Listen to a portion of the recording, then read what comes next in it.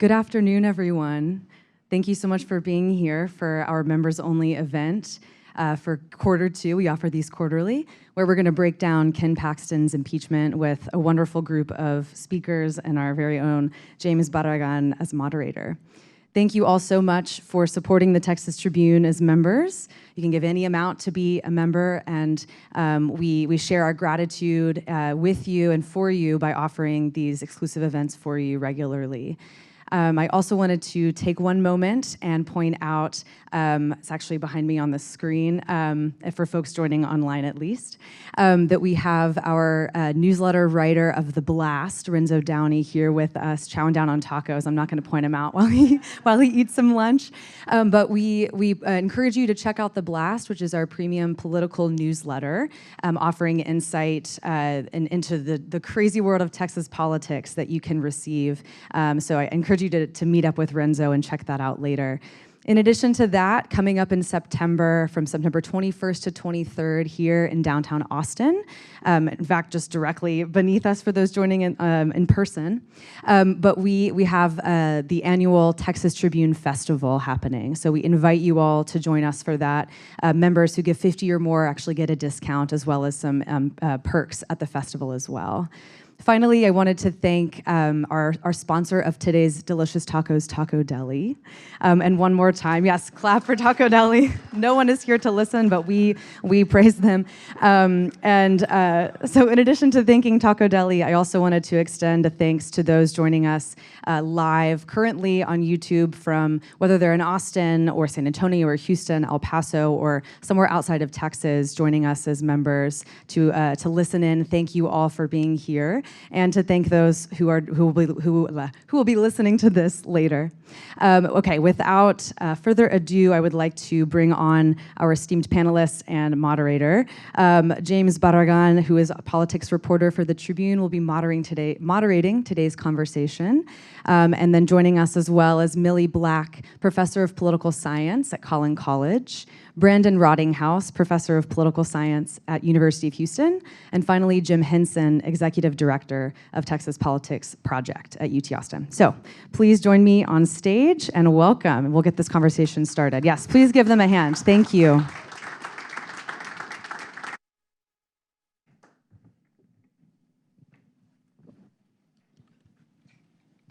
All right. Thanks, Cassie, for that warm introduction. And yes, shout out to Taco Deli. I love. So I guess I also sort of want to just talk a little bit about, the impeachment, but like the importance of news organizations and the Texas Tribune specifically in a situation like this. You know, when the news about the impeachment came down, it was a big bomb. It was a huge surprise for everyone. It had not been very public to anybody. It hadn't leaked on the House side. And I remember the day before, thanks to the reporting and the sourcing that we had done as an organization, we got a slight heads up about what this meeting was going to be about, right? That the House General Investigating Committee was going to announce that they were investigating Ken Paxton. And so we were able to get a move on, and we have a great politics team that includes not just myself, but a couple of my colleagues, Renzo Downey and Robert Downen back there. And we also had great editors who had been on this story for a long time. All that to say, the great importance of a place like the Texas Tribune and like our colleagues in the other Texas media organizations. But because of the expertise, the years that we had spent covering Ken Paxton, we were able to put together stories with such great expertise. And that is so, so important at this time and point in history. And so you all are already members, and we thank you all so much. We definitely encourage you to keep giving and, bring some friends and make them members so that we can continue this great reporting, and we're gonna keep an eye on them. But that's the end of my plug. Now we'll start with our conversation with our panelists, and I think I just want to get straight into the nitty-gritty. Now we know a little bit about the rules. what the rules look like for this impeachment trial. And I want us to like really refer to this as a trial, because that is what it is. It's not just a hearing. It's not just a meeting that the Senate is having. It is a full-on trial. And there are very real consequences for everyone involved here. And so one of the questions that I had is, you know, and my colleague, Patrick Svitek, wrote a story about the, I'll just say a lack of transparency that there was in the rules process. You know, they had promised that there was going to be all the transparency in the world. They criticized the House General Investigating Committee for the lack of transparency, in their words. But then we went through the Senate process, and we don't know anything about this committee. The committee's membership is not live on the state website. We don't know when they're meeting. We don't know where they're meeting. We don't know how long they're meeting. And then not only do we not know when they're meeting, but then when they go talk to the rest of the Senate about the rules and what the rules are going to be, we don't know anything about that either. So for you all as experts, and we'll start with Millie, you know, what does that do in terms of like the public trust in the process here? Because this is a huge moment, and there hasn't seemed to be a whole lot of transparency, even up to the point of the vote. We didn't even get to hear like an actual discussion on the vote. So as we go into looking at this massive moment for the state, where we're for the first time considering impeaching an attorney general, you know, what is the a vibe check, as the kids say, for how the public should be feeling about the process here? There hasn't been a whole lot of transparency yet. Thank you, James. I appreciate that question, and just kind of diving right into the heart of it. Thank you, Texas Tribune, as well. While this is certainly a trial, I think we still have to remember that this is a political trial. And so it's not civil, it's not criminal, and so it doesn't follow the same script or rules that we tend to see when we think about maybe a criminal case or a civil case. Even though I'm sure we'll get into it a little bit later, that there's some, the burden of proof or the standard of proof in this case certainly rises to the highest of a criminal trial. But I'm not surprised by the lack of transparency at every step. I think that, unfortunately, that's what history has shown us in terms of the political process when you have impeachment trials, and even when you're going through the process of developing articles of impeachment. So I'm hopeful that the legislature will, the Senate will have more transparency, but we already know that there's not going to be complete transparency because the deliberations are going to be closed. So, Brandon, do you want to weigh in? And just to play devil's advocate with myself, is there space for a reason for why there would be some of this secretiveness behind the scenes? Obviously, these deliberations are very serious, and so is there a space for this as well? Yeah, it's a good question. And just to kind of amplify what you said earlier about how these scandals tend to be unfolded, it's obviously really hard to get the truth, and it doesn't always come out right away. And so I think we're in a unique era where we're getting a lot more information sooner. Having studied scandals from, Pa and Ma Ferguson to the present, 100 years of, sorry sots and scoundrels, you can definitely get a sense that it takes a long time for accountability to happen. And so I'm glad that this is happening sooner than later. Impeachment's a weird thing. I remember Bob Barr, who was one of the impeachment managers for Clinton, said that there's nothing like an impeachment trial because it's a situation where you've got basically the jurors who are setting the rules for what evidence they hear and how many witnesses there are and just the general structure of it. So like Millie said, there's always going to be politics in this. It's impossible to avoid. It's not uncommon to have these done in secret. This happened for the discussions about the Trump impeachments. Like Mitch McConnell got pushed back because they weren't as open as they could have been about the rules. The same was true sort of for Clinton. They were a little bit more open about how they deliberated on that, but definitely were in closed session a lot. So it's not uncommon to see this much more closed down because at the end of this, it's about the members. And I think you see a lot of the rules that are set up to be able to protect the members from having to either take tough votes or giving them the ability to kind of hide behind the stage and to have Dan Patrick, in effect, as the kind of master of ceremonies, limit what gets said. So this is all about, the politics of it. So they've got to think about the polling back home. They got to think about their base, but they also have to think about their constitutional duties.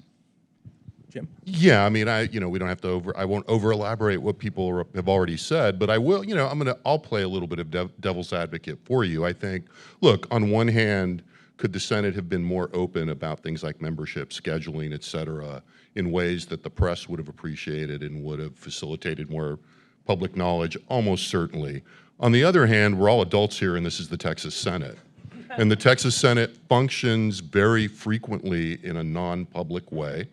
And that has been a very pronounced sort of characteristic of the Texas Senate under this lieutenant governor. And so, and I also think it's fair from the devil's advocate position to say, well, what would have a completely transparent process looked like? And I think, being able to see all of these ugly discussions would have actually shaped people's behavior. As we all know, as everybody in this room, by virtue of being interested, knows, people behave differently, and particularly elected officials behave differently in public when they know people are watching and they're on the record than they do behind the scene. And, it's a thought experiment maybe worth thinking about as we consider the degree of secrecy as a critique. Well, if this was a completely open process, would it have been better or worse? And I'm honestly not sure what that answer is. Because it starts shaping how the politicians start acting, the sort of signaling that they're doing, which in a situation like this, obviously they are jurors, and you don't want them necessarily doing that. I will sort of just say from a open government perspective, and I think speaking for the press and also a little bit for the public, I see that point, and I think it's a good point that you want them to be sort of deliberating very carefully, very methodically, behind closed doors, just like a jury would, right? The jury's not out there deliberating, so I see that point. I do see some simple things that could have been done, like the membership of the committee, naming the committee, being on the, like, where are they meeting? When are they meeting? How long are they meeting? It's these things that the criticism that there was from opponents of Ken Paxton to the House General Investigating Committee, that is not there for the Senate committee. At least the House General Investigating Committee was telling us, hey, we're meeting. And sure, we all thought perhaps that it was about something else. And we didn't really know until the day before they actually announced it. But we knew that they were meeting on matter A. We knew there was postings. Sometimes they suspended the rules, as the Senate has. But I do think that there is fair criticism of the lack of transparency here. And I do think that the public and we in the press definitely expect more, I think. But I think your point is very good in that the deliberations are closed for a reason, and there is a good reason. And part of that reason is that they're all friends, they're all buddies, they hate each other on political issues, but they all have to work together. There's only 31 of them, and one of them is particularly close to the Attorney General. We're speaking, of course, of State Senator Angela Paxton, who is Ken Paxton's wife. Let's talk a little bit about how that dynamic plays into it here. Brandon, we'll go first to you because you talked a little bit about the politics, and Millie, you spoke on it as well, so I'm curious to hear your thoughts. But, they are political allies. They are friends. They, sometimes like each other. It could impact sort of also how the impeachment managers, attack their prosecution. So, Brandon, if you want to start off and talk a little bit about how that plays into it.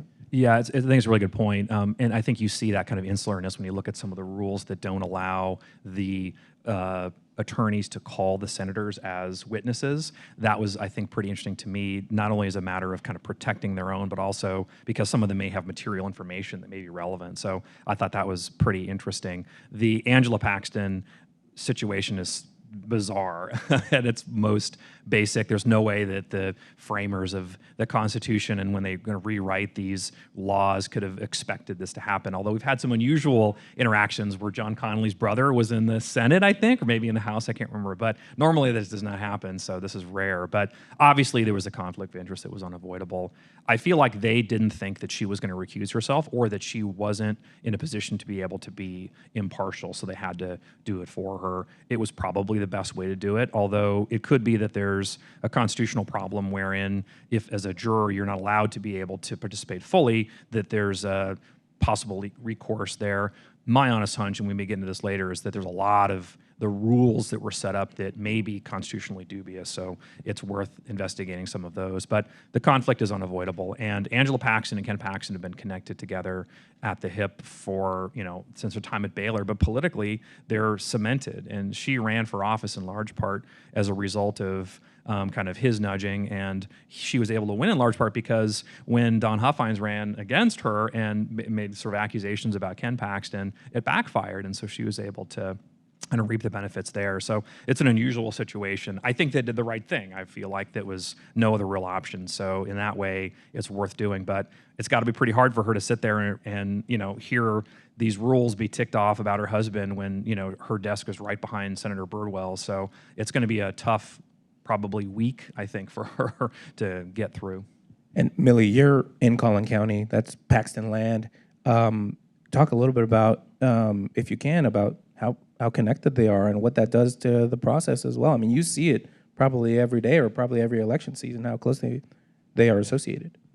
And when you start to think about your husband being one of the heads of state in terms of having a statewide office and your wife having a state district seat, the same seat that Ken Paxton held, you start to think about all the political, all the politics at play. So you take that to your home base. Collin County is the home base of Ken Paxton and Senator Angela Paxton. That's where they have a strong Republican base. They have pretty much throughout his political career, Ken Paxton has always had a strong base in Collin County. Collin County has one of the highest voter turnout rates. It's an important county. It's an relatively affluent county. And so the county is going to be very important. But when we start to consider all of the political consequences, you start to think about statewide, because the Attorney General's office is a statewide office. So it's not just one county out of 254 counties in the state. This is a matter that is going to involve all individuals in the state of Texas, because what happens in this impeachment trial, if he's convicted on one article of impeachment, if he is disqualified and subsequently removed permanently from office, I think one of the things that hopefully we start to consider later is, what does this mean politically for Angela Paxton? Does she move into possibly thinking about statewide office? So I think there are political consequences that goes beyond Collin County, but that is their base, and that's where their brand of political conservatism certainly has started and looks like it is going to continue. Yeah, and it's not like we haven't seen, just referring back to the Ma and Pa Ferguson thing, it's not like, they just go away after one person gets disqualified. They're still around. They can, wrap themselves around it and say, hey, they politically prosecuted my husband, here I come. And so it could be interesting. And in modern day, obviously we saw Hillary Clinton after Bill Clinton's impeachment as well. Jim, I want to talk a little bit about the recusal and or the non-recusal or the half recusal. I don't know. It did seem, my sense is that they did sort of try to split the baby there, but that overall it does play to Ken Paxton's advantage, because you still have that threshold at 21 where it would have been at 20 if she had recused herself.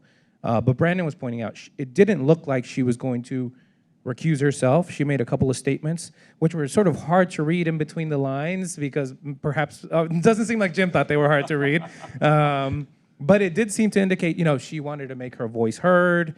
To many of us in the press and political observers, that looked like, I want to vote. How do you think that sort of plays out? And then to speak to sort of some of Brandon's questions about, would it have been legally dubious? I think if she had recused herself and she said, I shouldn't be part of this, it's a different story, although maybe there's still an argument there. But if they forced it on her, a recusal, then it does become legally dubious, and any one of her, hundreds of thousands of voters maybe have standing to say she should have been part of it. But what do you make of the recusal? Yeah, I mean, I think, well, a couple of things. I think on that immediate point, if they had just tried to force her to recuse herself, it would have slowed the process down. And I think if there's one thing that most of the people in the Senate and the political actors agree with, they would like to get this done with. And yeah, I don't see how it's possible to read her statements as anything other than, you're going to have to remove me from this. I am not removing myself. So that's why we call him for expertise, ladies and gentlemen. I mean, look, in terms of the politics of it, and Brandon is a preternaturally nice guy, and I'll be a little less nice about it. I mean, I think, as you say, this clearly plays to the Attorney General's advantage. It keeps the denominator where he wants it in terms of the final vote, the 2/3 threshold. Now, her recusing herself would not have changed that in and of itself, and I think there's a real intangible here that we've kind of touched on or glanced off of a little bit, and that is what it's going to be like in the Senate during this trial, whether Angela Paxton has a vote or not, to have her sitting there with her friends and colleagues, and not all colleagues are friends, but many of them are, as you say, it's the myth of the Senate is, and it's a myth grounded in reality, is that what makes it tick is the close personal relationships in a very small legislative body. And I think having her in the room is a real advantage for the Attorney General, not just in terms of the mechanics of the vote and the process, but that sense of the room as people are sitting there saying, well, what do I think about this? And Angela's like right over there. And I just think that's a win. And in conjunction with the lieutenant governors and the committees, but especially the lieutenant governor's obvious efforts to not only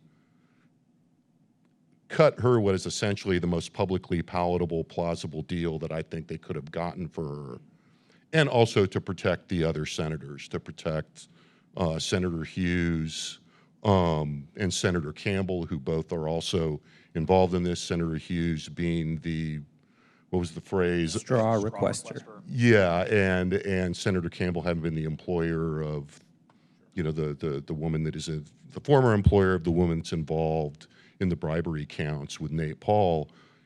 All of that sort of points to Dan Patrick's centrality in this process and the broader politics that are at play here inside the body between the membership and the quote-unquote presiding officer, who I'm sure we'll get to, is going to be very powerful and very influential in the process. Yeah, and it has to be said, too, that like that sort of relationship that senators have, I think, is, for some of the senators, it is how they approach things, and they are very nice and cordial to one another because they believe in the process and statesmanship and all that. But for some others, it's just about, like, this is how you get stuff done. Like, you don't want to be popping off about people because then they're going to kill your bill, So sometimes it is a very statesman-like approach, but other times it's just like, I don't want my bills killed, right? So it is a necessary part of doing business. And we talked about the recusal and what that leaves the count at, which is 21 to reach the 2/3 necessary for conviction, and then the disqualification move, which I do want to talk about, and we'll sort of talk about the vote counts and who if there is a possibility to get there in a Republican-dominated legislature. But at first, I want to take it back to 2015 because anticipating some of these questions that we've seen from the audience, thank you for sending questions. But this goes way back to the securities fraud case, and some of the articles of impeachment, some of the ones that are going to be treated separately, are about the securities fraud case. I think one question that our audience has is, why has this taken so long? And I'll just open that up to any of you all. We're not legal experts by any means, but if anybody wants to take a crack at it, that is, I think, a palpable frustration by many political observers, I think, and even on Team Paxton, because we just wish we could get this over with, I think. I'll cop up to owning the fact that I was wrong about this. I remember looking back at my notes, and I wrote in my notes that the faster that Paxton's legal problems were behind him, the better off he would be politically. And here we are now, right? Like almost 10 years later, and we're still dealing with it, and hasn't really affected him that much until basically this moment. So I do think that those charges are still pretty relevant, and I think that they're going to loom over the trial, even if they were not part of the trial. As I mentioned before, I think that the way they structured this is constitutionally problematic. I think you're going to get some pushback on this. It could be that we see litigation, because if they're allowed to basically dismiss charges from the House with a simple majority vote, there's no mechanism in the Constitution that allows that to happen. So although a lot of the members proclaim to be constitutionalists, it's unclear that that would be a direct reading of that law. So I think that's something that's worrisome. We've seen the Supreme Court weigh in on this. I mean, part of the reason that Paul Ferguson ultimately was not allowed to run for office was that he had to basically get the Supreme Court to tell them that he was not allowed to run. So they're allowed to jump in on these matters, but obviously that would be kind of a last resort. The Senate has carte blanche to be able to design these rules, but they still have to do so within the constitutional framework. So it's a long way of saying that these charges will all loom over this, even if they're not allowed to talk about it. And I think it does create some problematic legal conundrums that the Senate is going to have to face probably down the road. I mean, I think there are concerns, on the part of people that support Paxton that, this has taken a long time, but as Brandon says, they're ripening, and we're seeing signs that these cases are moving along, the federal prosecutions are moving along, and that was part of what may have stimulated the impeachment. Now, to your initial point about the things we do and don't know, but there is a sense out there that one of the reasons this moved forward in the House was the assessment that the federal charges were not going to go away, and that it would implicate House members and the House in general if they just agreed to go ahead and pay the settlement with tax dollars. So I think there's that piece. And I think the other thing to pull out of this, I think that's interesting, James, is that what we're seeing here, as Brandon kind of alluded to, in admitting, he miscalled this, which we all have miscalled various things about this, is that the kind of damage control approach to political scandal has changed.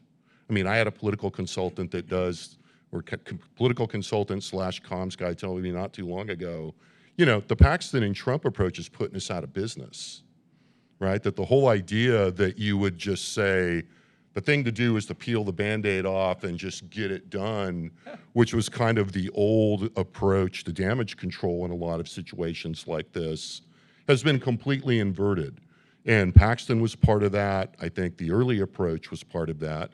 But obviously, Donald Trump's approach to legal problems, where the reflex is delay, delay, delay, delay, delay, which is, not foreign to people in the legal system, as I understand it, is also something that's interesting in coming out of this, that the playbook has really changed.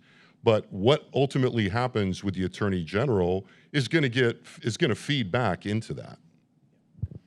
And I agree, because with Brandon, because my crystal ball has been on the brink for a long time as well.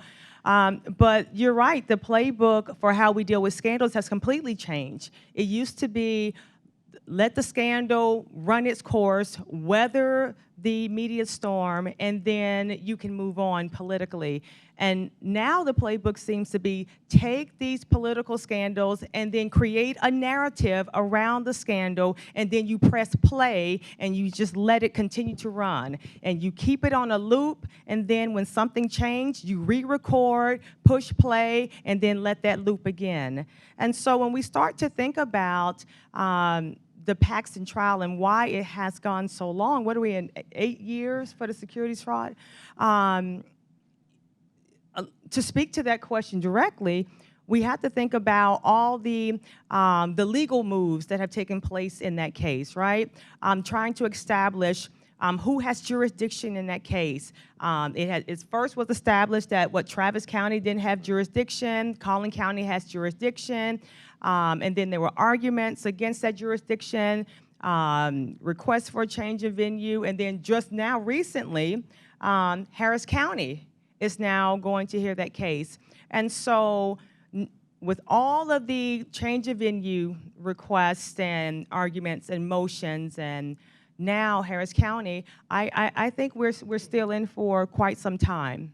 And James, I just want to add one thing to that, and I'm curious what everyone else here thinks, is that, I mean, there's a question there of why this happened, why this has happened, where's this change come from? And I think, it seems to me it's two things that are linked, and this is hypothesizing on the fly, but certainly one of them is kind of polarization and negative partisanship, that it used to be if you delayed a process, through the available institutional legal means, you felt exposed and that you might somehow become more vulnerable.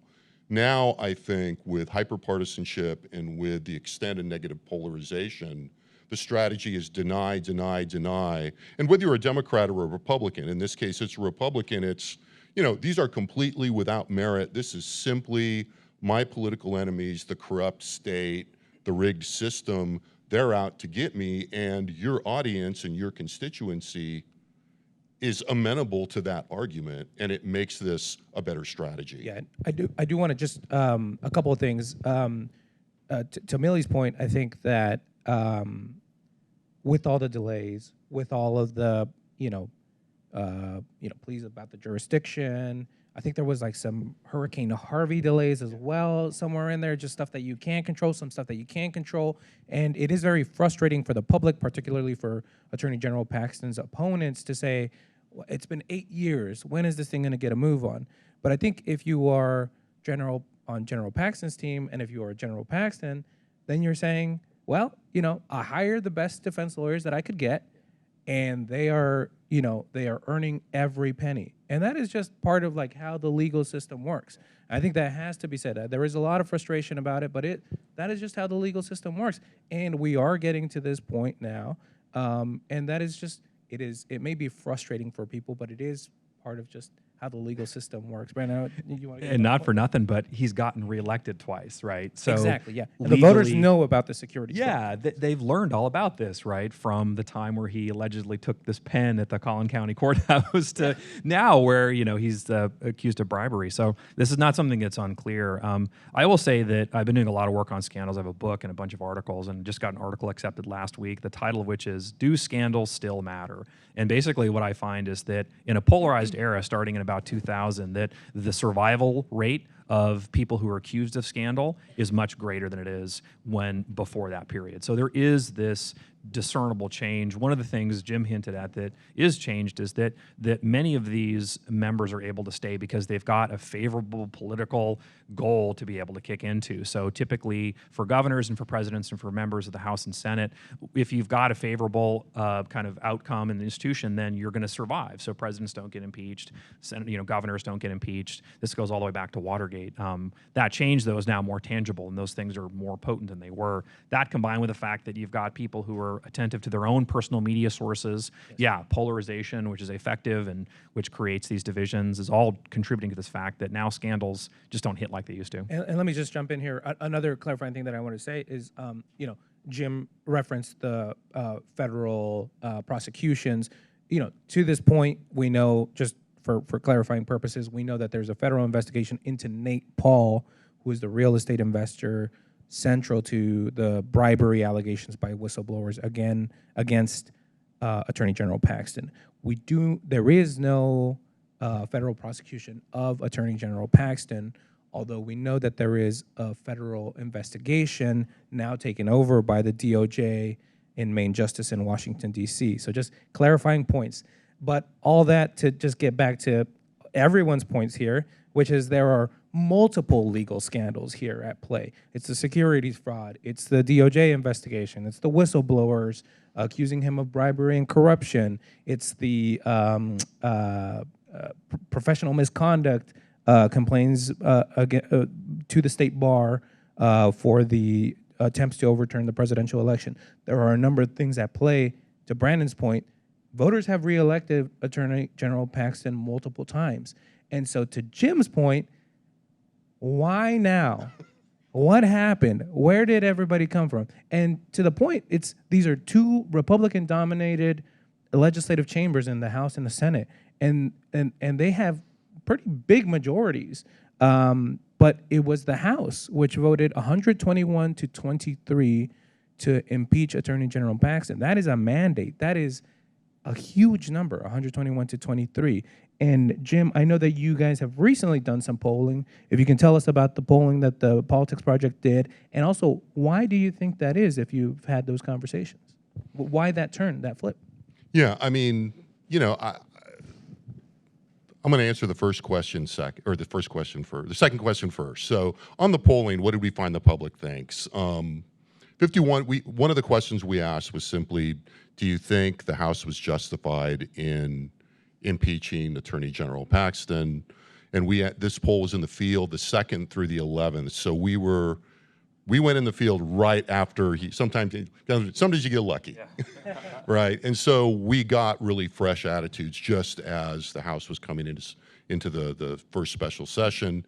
Half, right, about 51% said that it was justified, 17% said unjustified, the rest said they didn't know. Now, the most important, or to me, the most interesting aspect of this, and it does tie in to this discussion about how long this has been and where he stands vis-a-vis his base, Republicans were almost evenly split. So 31% thought it was justified, 30% thought it was not justified, 39% were on the fence, said they didn't know or didn't have an opinion. Now, in just, again, kind of blunt political terms, and I'm not saying that the members of the Senate will not be impartial and consider the evidence, et cetera, but as you were saying at the very beginning, Millie, this is an inherently political process. However many, you can look at historically, you can look at Alexander Hamilton in the Federalist Papers, whatever. I was going to feel like they were going to take away our political science cards if we didn't mention the Federalist Papers once. So no matter how you This is look, what happens when you get 3 political science professors out there. An inherently political process, and they're just not going to get much guidance from that other than to know 2 things. One, the plurality is undecided, or at least not willing to give us an opinion, which is fairly unusual in a situation like this, frankly. And second, that even split on the other side is just not helping them very much either.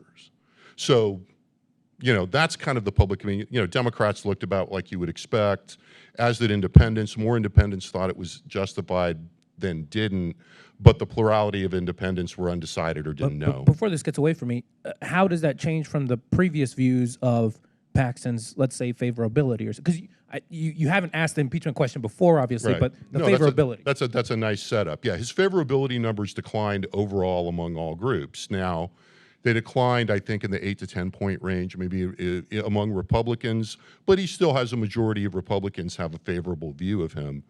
Prior to this, he had been his favorability in their job approval numbers, his job approval numbers had been relatively immune to all of this. He had stayed about where you would expect him. Republican favorability was in the 70s, fluctuated a little bit, but really didn't move very much through all of this. So, he has taken a hit, but even that is going to be kind of ambiguous if you're a senator, again, aside from just considering the merits of the case. If you are, as they inevitably will be, thinking about the politics, about what it looks like to their base, it's pretty muddy looking. And we're going to start taking questions in about 5 minutes, so get your questions ready. We have a microphone over here, and please speak into the microphone when we get a chance, because there are people watching online, so they can hear the questions. But before we do that, just thinking about the numbers that you just posited, where it's 31 to 30, they favor the impeachment or don't favor the Yeah, impeachment. it's essentially even. Yeah, and then 39% don't know. 31 senators. That means 21 senators would have to vote to convict for an article of impeachment to actually become a conviction, and then they've got to do the disqualification vote after that. There are 19 Republicans, 12 Democrats. Assuming that the 12 Democrats vote to convict on any of the articles of impeachment, that means you need 9 Republicans. And so, if they're pretty evenly split there between 19 Republicans, those numbers are pretty, it looks pretty tight, doesn't it? So I guess, and this is what you all pay for, members. This is what you all pay for. We're doing the numbers games. Are the votes there, do you think, for Republicans who look at this and and obviously the evidence is going to be out there, but much of the evidence we already know, because realistically, much of the articles of impeachment are about the whistleblower allegations, particularly now that they pulled out the securities fraud. So we know what this is about, basically. There are very talented lawyers on both sides. But, do we think that there is going to be a fair trial, or is this just going to be political? Do you think there are some Republicans who say, you know what, I'm not interested in doing this. I think that there are the votes there to convict. What do we think? Or would there be Republicans who would cross over? Would there be enough Republicans who would cross over? You might get some crossovers on some, but not enough to be able to probably convict. It's a tough road, anyone. right? It's a tough road. Really tough. And I think, as Jim notes, there's still a lot of malleability in the public. So you've got upwards of 30 to 40% of the people who don't know, and they can be persuaded, especially in these districts that are heavily one-sided. So I think that's probably part of their calculation. I also think, actually, that if we're going to theorize on the fly, if we're allowed to do that, I'm going to say that Absolutely. encouraged. I think that part of what's happening here is that this is the House reasserting itself politically as an institution. I think that they wanted to put the Senate basically in the crosshairs.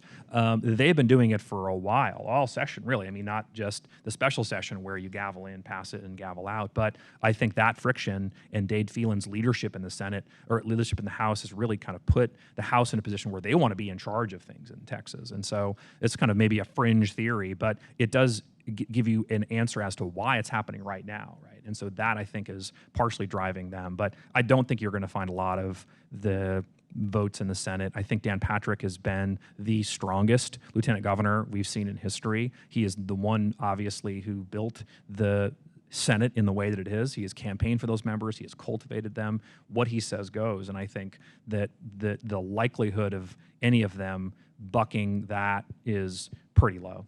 And that's perhaps a better way to phrase it than what I did. But yeah, I mean, there is a party line in the Senate, for sure. And there's no question what that party line is, I don't think. So, Millie, Jim, I mean, do you see any Republican senators being able to sort of at least get out of that party line, which I think is an automatic no, and at least consider the facts and say, like, okay, let's take a real look at this? So I actually agree that the threshold is really high. Trying to get 9 Republicans to vote in favor to convict on any of the articles is certainly a high threshold. You may get 1 or 2 possibly, but 9, that's tough. But I think that if you think about what the attorneys have said that's going to be representing the House, and they have stated that they have evidence that is truly going to blow our minds and that we have not seen all 10 times worse than what we heard. 10 times worse than we already know.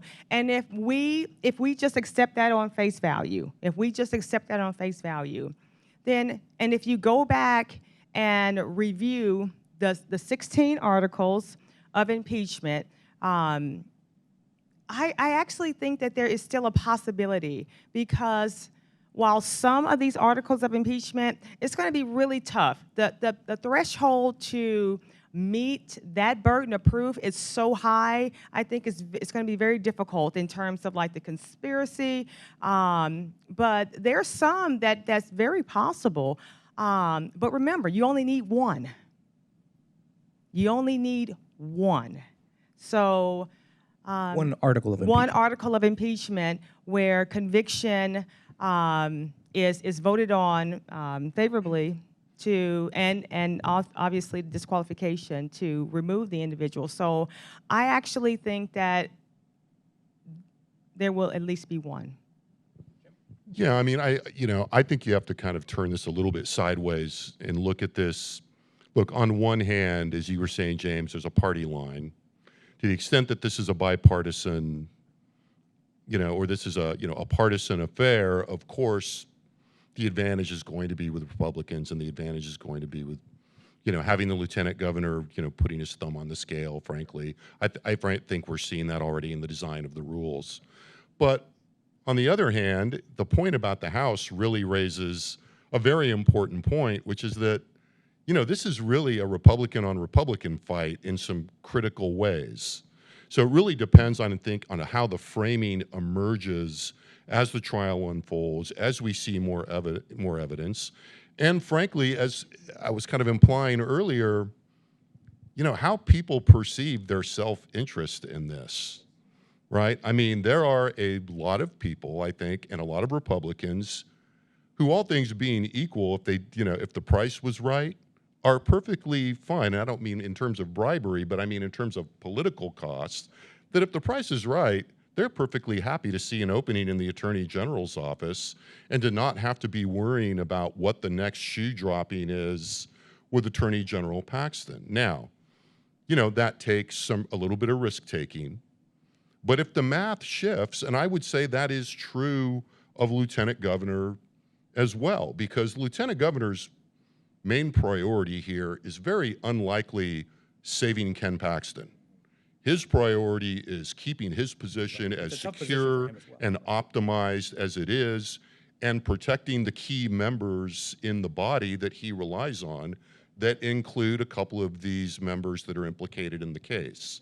So I think it's a lot more complicated than just the partisan math, because the internal politics of this and the self-interest of the members in this context are real powerful and difficult to predict drivers. Yeah. And perhaps, you alluded to this, but there's a provision in the rules to appoint a presiding officer that it's not Dan Patrick, who is a jurist, and maybe that is sort of an out there for him to say, hey, it's the presiding officer who's doing this, not me, Dan Patrick.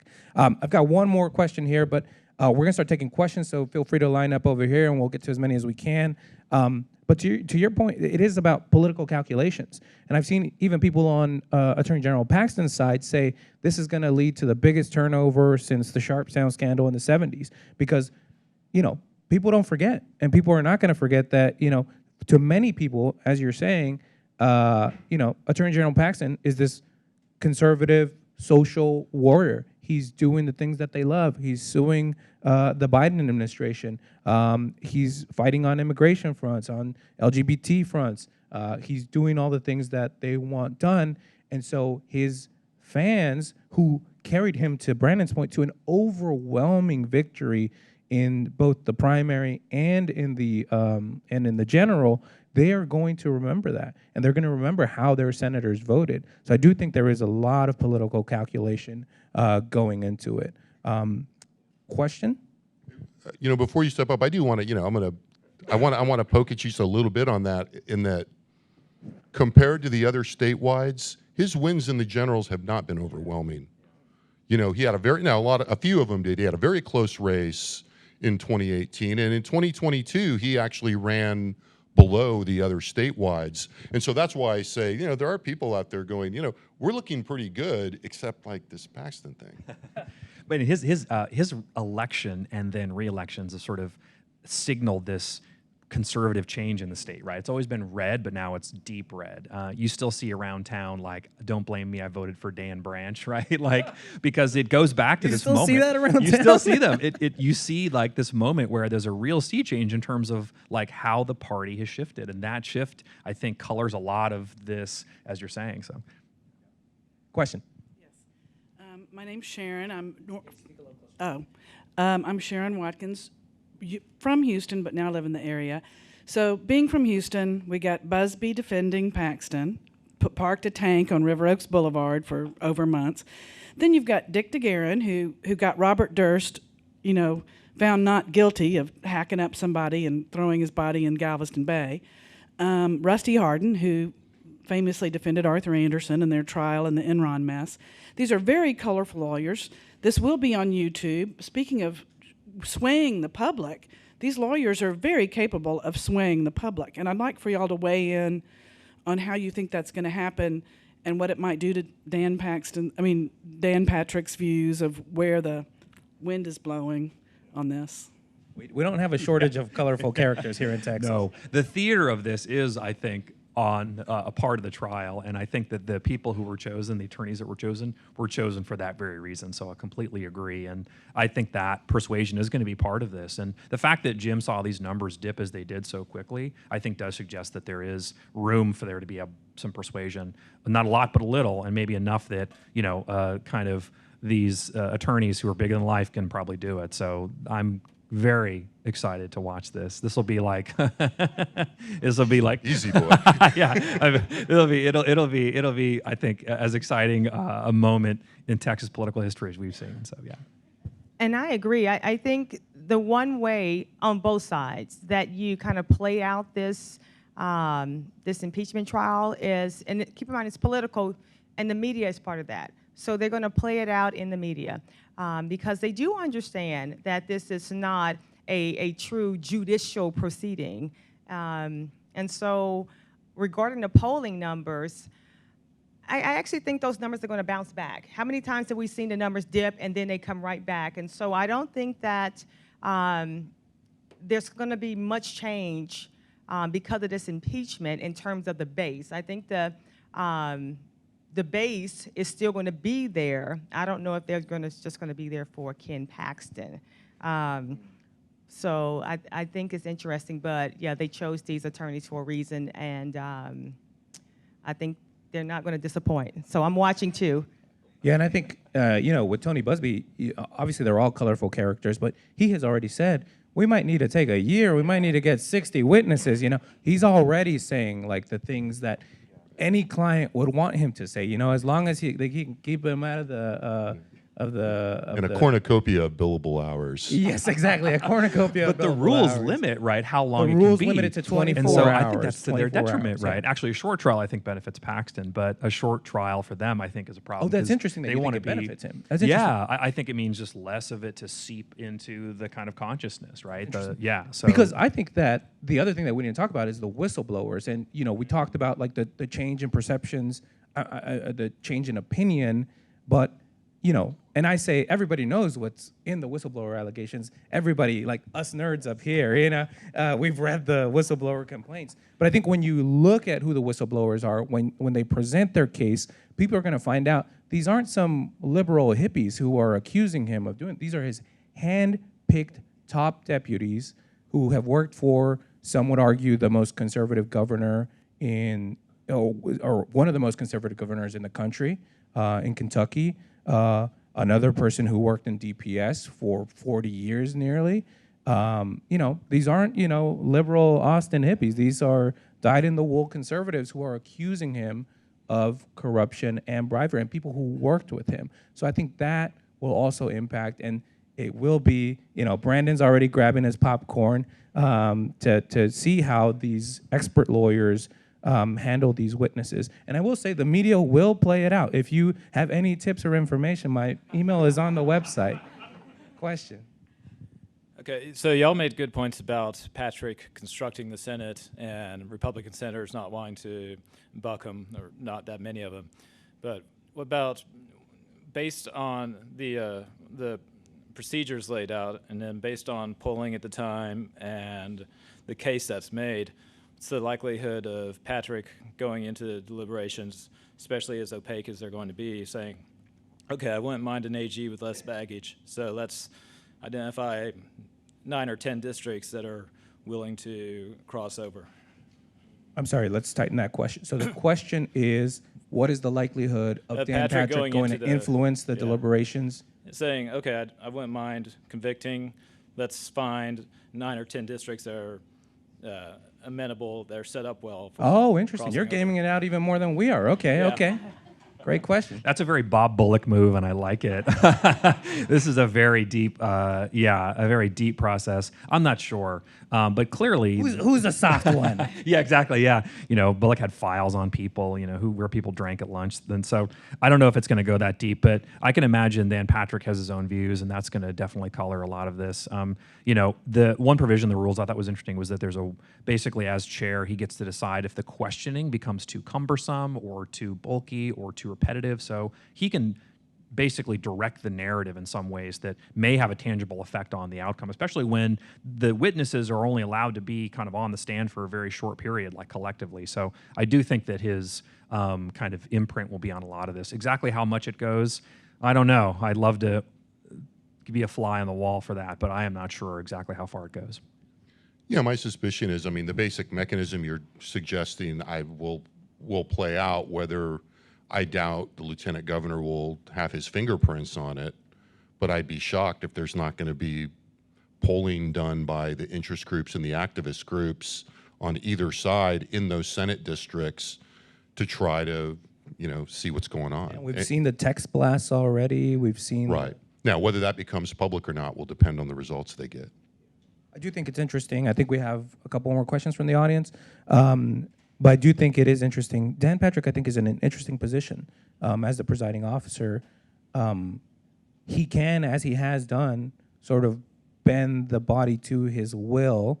But this is a different situation. This is everybody's going to have to answer for this one. And this is a very simple, clear yes or no vote on this. Whereas bills, you can lose voters on the bills. You can tell them that the bill does something that it actually doesn't do. But this one, I think everybody very clearly understands what it does. So I do think it's a different calculation. Well, and I don't want to be too, Russian about this, but the lieutenant governor, because he is going to have so much influence on the process, has a lot of ability. You were saying bend the process to his will, but I think, what I would expect is something a little more subtle to weigh in here and there. Dan Patrick subtle? In a way that he can have it both ways, right? And I think that will be, to the point I was making earlier, and that is going to be, a primary motivator.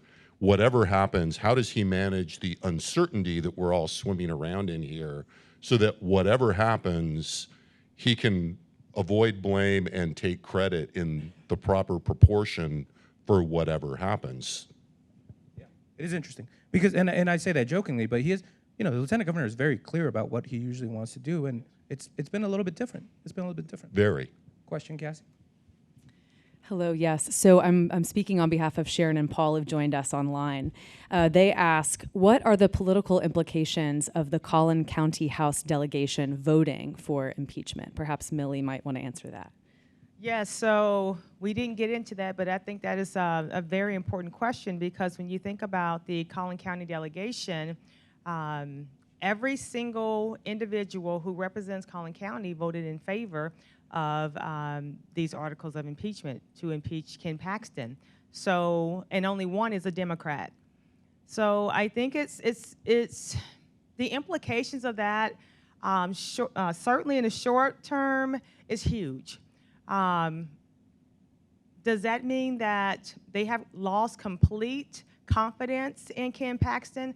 I can't say that, because I can't remember the representative who came out and spoke on behalf of the Republicans, saying that we believe in the political career of Ken Paxton. We just had to vote for impeachment, given what we know about the evidence. So I think the implications in the short term is huge, and honestly, it might be a foretelling piece to the future. And Collin County is changing significantly, right? And it's become much more purple than it was. I grew up there, and now driving around, you see, Beto signs, or you see, this, house has no hate signs. And District so, 70 flipped. yeah, that's a great point. So if you read anything into it, it could be that there's a kind of politics at the base of it that is changing rapidly in the suburbs, but also in Collin County. Yeah, I mean, just to add to that, but I think it illustrates a point that keeps coming up that I think is driving uncertainty here. There are very powerful cross currents around this case that are propelled by the cross currents in the Republican Party in the state. And some of it is very localized. I mean, there are national elements to this, of course. And that is what, that's why I'm saying I think the political map on this, if you're a Republican, is very fluid. And I think more fluid than is generally acknowledged right now. I think it is very fluid, but it also speaks to sort of the opinion change that you saw in your polling. We're at about time. They're saying we've got time. And I was going to take a point of privilege anyway to give our guy, Renzo Downey, a question. Renzo, as you guys heard earlier, writes the Blast newsletter. Great product. Encourage everyone to subscribe to it. And Renzo, take it away. Yeah, finally finished eating my tacos, so here to jump in. And Taco Deli's getting a lot today. Yeah, Taco Deli. Yeah, so these impeachment proceedings, they aren't happening in a vacuum. There's a contentious end to the regular session. Special session seems to be dragging on here. And, seems like going forward, if there is an acquittal, Ken Paxton, he's still going to be in office. He's still going to be asking for a budget. He's still going to be asking lawmakers to be passing policy for him. What are the implications here, legislatively speaking? And I'll add to that, he's talking about he's going to be asking the legislature for stuff, but also he's not going to forget who voted to impeach him. And also additional, kind of tangential, but very important, the whistleblower is still going to be asking for that money. So go ahead, take it away. I think it's a great point. Actually, it reminds me, filling up for gas when I was driving up here, you see now it's the Texas licensing department that does it instead of Sid Miller and Ag. When the legislature gets angry at a statewide official, they can legislate your actions away. And so they can, I think, probably do that if they wanted to take some of the sort of power and prospect away. We've already seen, I think, the legislature do this a little bit, and the courts have done this a little bit, trying to maneuver around what Ken Paxton wants. So I suspect we may see some of that, even if he is returned to office. So it's a hunch.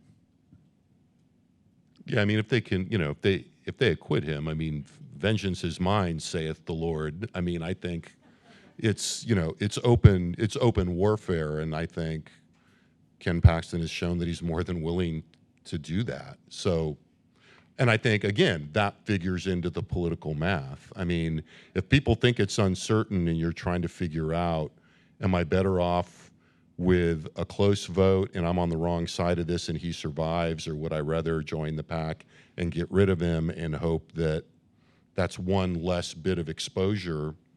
I think that's going to be something, I think people are probably not quite thinking about that now, but I think as the trial unfolds and we get closer to voting time, you're asking the right questions. I just don't think, I think it's hard to tell what that's going to look like at this point, but it's certainly at play. I mean, everyone's not going to go, oh, well, that was a great judicial process. Now let's just carry on with the business of legislating, And then I think we need to also consider, if Ken Paxton survives this impeachment trial and he's acquitted, he may not run for re-election, so he may not care about what the future implications of this is. If he decides to kind of move on into another direction and maybe support his wife moving into higher positions in the political sphere. So it may just be a moot point if he survives. So well, it's worth noting that, I mean, he could be convicted but not banned from pursuing. That's,